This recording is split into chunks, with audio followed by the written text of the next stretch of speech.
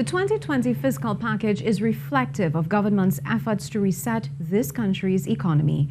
This according to Trade and Industry Minister Paula Gopee-Scoon, who delivered the feature address at the American Chamber of Commerce's post-budget conference on Wednesday. Khrystal Wilson has more in this report. As the nation continues to dissect and analyze government's 2021 budget, AmCham hosted a virtual discussion to examine the impact on its membership and the nation as a whole.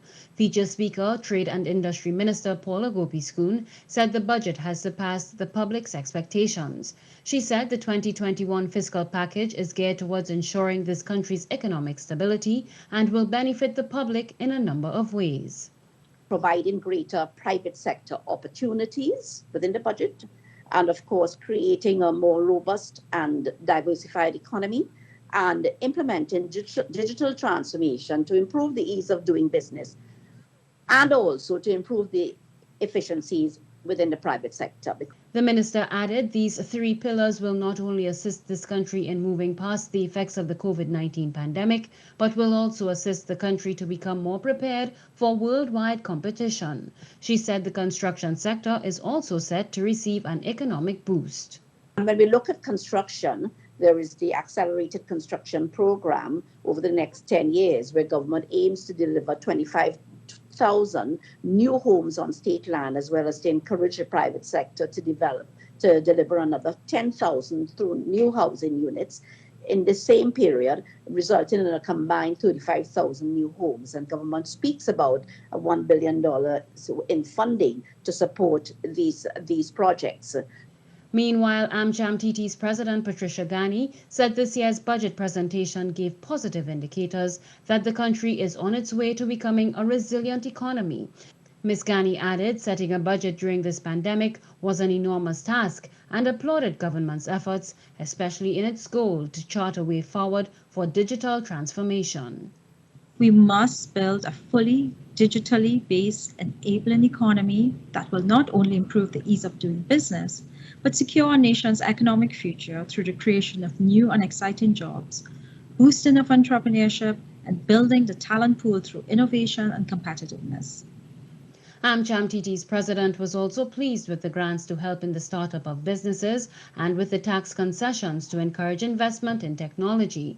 Ms. Ghani said this will act as a viable source of revenue and open the job market to many young professionals. Khrystal Wilson, TTT News. The importation of motor vehicles has cost this country about US $400 million in foreign exchange annually. This according to Trade Ministry, as it sought to defend government's decision to remove all tax concessions on the importation of private motor vehicles from October 20th. It says based on the current data, over 25,000 vehicles are imported every year, which drains scarce foreign exchange. The ministry says the changes in the permissible age of imported foreign used cars to 3 years will only affect the importation of gasoline, CNG and hybrid vehicles, since the permissible age of imported diesel vehicles is already 3 years. Meanwhile, the ministry is also defending the 30% reduction in the quota allocation for used cars, noting registered dealers have not been utilizing their approved quota allocations. It reminds that new car imports will also be affected with the introduction of a quota system also by January.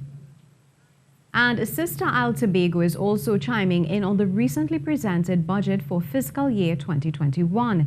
THA Deputy Chief Secretary and Secretary for Finance and the Economy, Joel Jack, congratulated Finance Minister Colm Imbert on what he described as a fairly comprehensive and well-crafted budget presentation. Speaking during today's THA post-executive meeting, Assemblyman Jack said the Finance Minister's presentation left many of government's critics surprised. I see that under the current circumstances and given the deleterious impact of the COVID-19 pandemic on the national economy, coupled with reduced revenues from the oil and gas sector, I think the minister was able to strike a balance, providing the economic stimulus that is required to restore this country to a path to positive growth. Tobago had requested a $4.7 billion allocation prior to budget day, and although the island was allocated $2.13 billion for fiscal year 2021, Assemblyman Jack said the finance minister continues to fully support the Tobago House of Assembly. Overall, the allocation to the Tobago House of Assembly represents a 6.5% decrease from our fiscal 2020 allocation. And this is in keeping with the reduction in the budget, down from $53 billion last financial year to $49 billion.